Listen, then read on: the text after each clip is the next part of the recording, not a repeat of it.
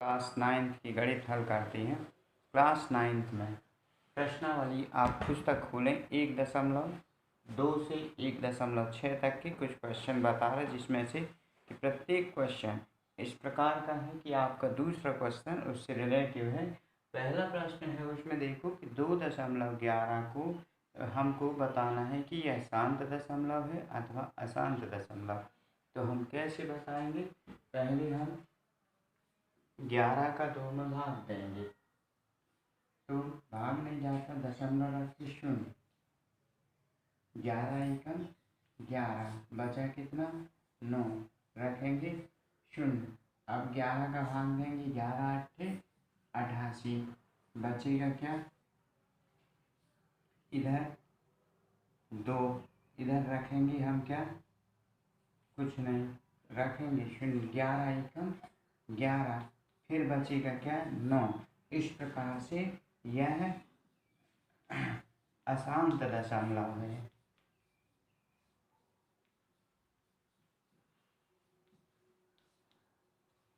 ऐसी संख्या जो पूर्ण रूप से विभाजित नहीं होती उन्हें हम अशांत दशमलव संख्याएं कहते हैं। अब दूसरा हमको प्रश्न दिया हुआ है कि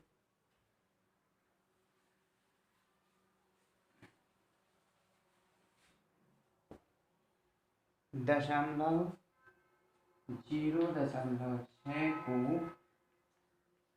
P/Q के रूप में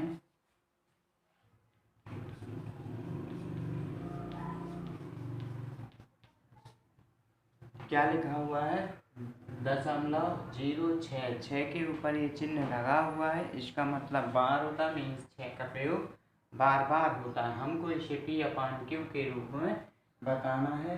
तो इधर पर हम लिखेंगे x बराबर 0.6 बार, समीकरण नंबर 1। अब क्या करो? दूसरा समीकरण बनाओ तो इसके दोनों ओर 10 का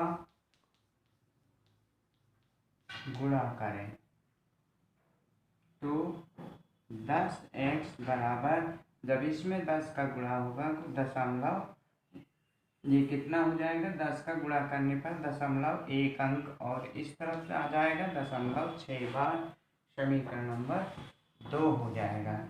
समीकरण 2 से 1 को घटा दो, समीकरण 2 से 1 को घटाने पर, 1 को घटा देंगे तो घटाने पर क्या होगा? 10x ऋण x बराबर 6.6 ऋण 0.6। अब ये 6 से 6 घट जाएगा, 10 में से 1 घटेगा, 9x बराबर आपके पास 6 बचेगा। तो x बराबर कितना हो जाएगा? 6/9। ये क्या हो गया तुम्हारा? इसको हमने P/Q के रूप में विभाजित कर दिया। और यदि मान लीजिए कि इस संख्या को हमें और भी काटना है तो काट भी सकते हैं। 2 3 से 3 दूनी 6, 3 तिरका 9, x बराबर 2/3। इस प्रकार से ये क्या है? आपका P/Q के रूप में हो गया। दूसरा सवाल देखो, लिखा हुआ है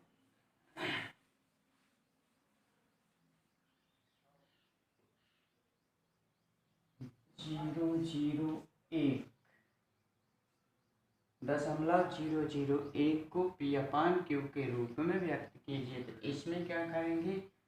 लिखेंगे हम x बराबर 0.001। अब देखो इस संख्या में हमारा ये 0.1 के पीछे कब जाएगा? जब हम इसमें 1000 का गुणा करेंगे। तो इसमें दोनों ओर 1000 का गुणा करेंगे तो 1000 का गुणा करने से कितना हो जाएगा? 1000 x बराबर 1.000।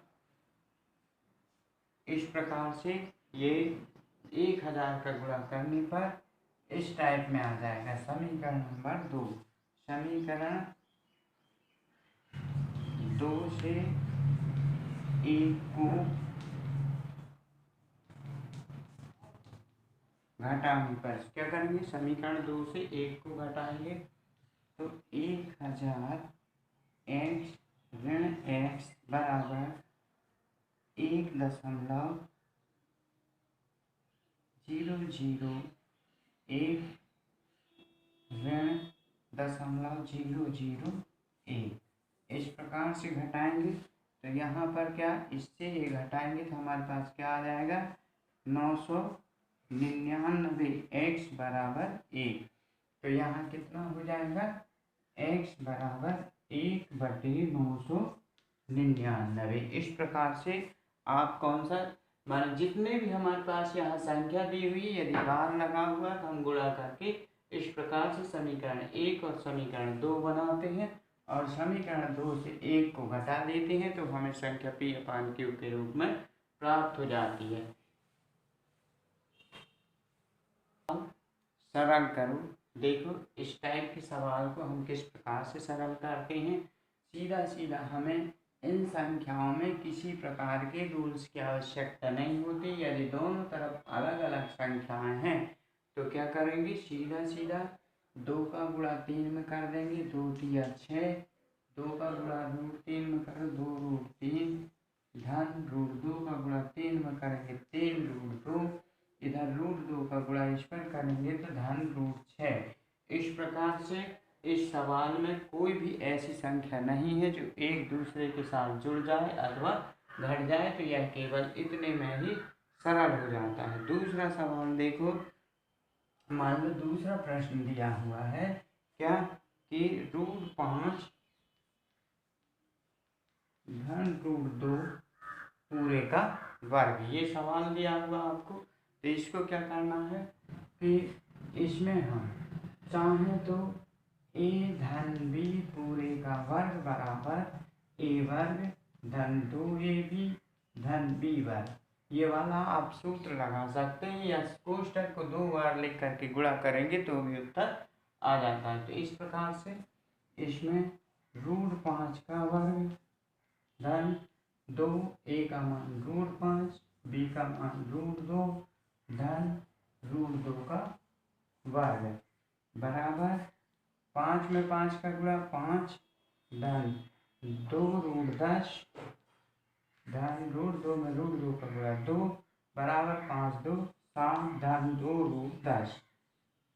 इस प्रकार से आप मान लीजिए इस प्रकार से क्वेश्चन आता है तो हम उसे इस टाइप से हल कर देते हैं। अगला प्रश्न देखो,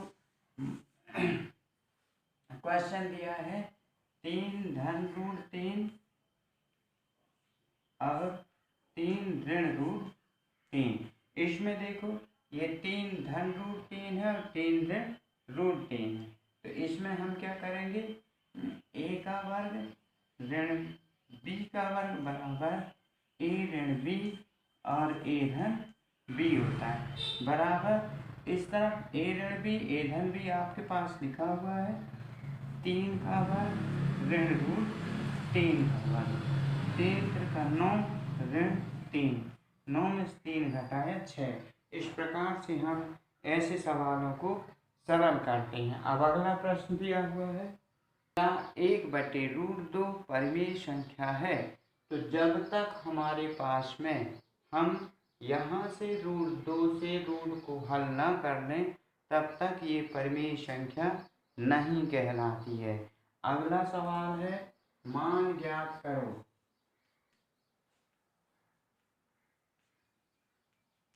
इसका आंसर नहीं आएगा। क्या 1/√2 परिमेय संख्या है? तो जब तक किसी भी संख्या में रूट लगा रहे तब तक वह संख्या परिमेय संख्या नहीं होती, वह अपरिमेय संख्या होती। तो जब तक हम इसका रूट न हटाएंगे यह परिमेय संख्या नहीं कहलाएगी। तो इसको लिखेंगे यह परिमेय संख्या नहीं है। 64 की घात 1/2, इसको क्या करेंगे, 64 को हम क्या लिख सकते हैं, 8 पूरे की घात 1/2 बराबर 8 की घात 2 गुणित 1/2, 2 से 2 कटा 8, इसका उत्तर आ गया। अगला सवाल है 9 की घात 3/2, 9 को हम क्या लिख सकते हैं, 3 गुणित 3 पूरे की घात 3/2 बराबर 3 की घात 2 गुणित 3/2, 2 से 2 कट गया, 3 की घात 3, तो 3 त्रिका 9, 9 तिया 27। इसको 3 बार गुणा करेंगे, 3 त्रिका 9, 9 तिया 27। अगला प्रश्न है 11 की घात 3/2 बटे 11 की घात 1/4। तो ये किस प्रकार से है, भाग के रूप में है। भाग में संख्याएं क्या होती हैं, घटती हैं। तो लिखेंगे 11 की घात 3/2 ऋण 1/4 बराबर 11 का लघुत्तम आएगा 4, 2 की घात भाग 2, इसमें 2 दूनी 4, 2 तिया 6, ऋण 4 एकम 4, 1 का 1 ही बराबर 11 की घात 4 में से 1 घटाएंगे तो कितना बचेगा, 5/4। इस प्रकार से अगला सवाल हल होता है। दूसरा अगला नंबर है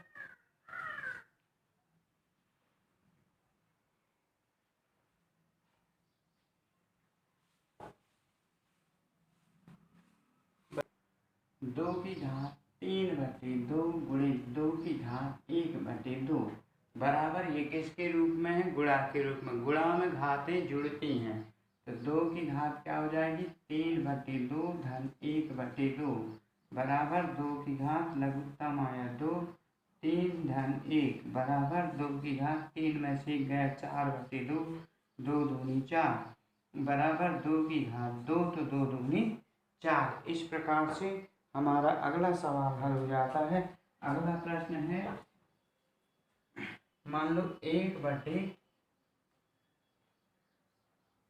की घात 2 और पूरे की घात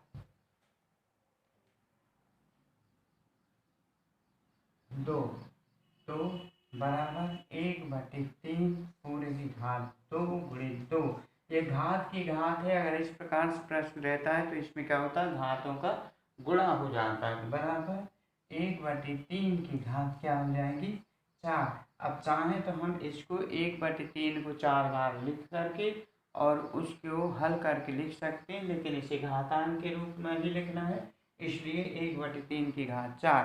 तो ये आपका प्रश्नावली माने अध्याय 1 9th क्लास का पूरा हल हुआ। पुस्तक देख करके आगे के सवाल हल करें।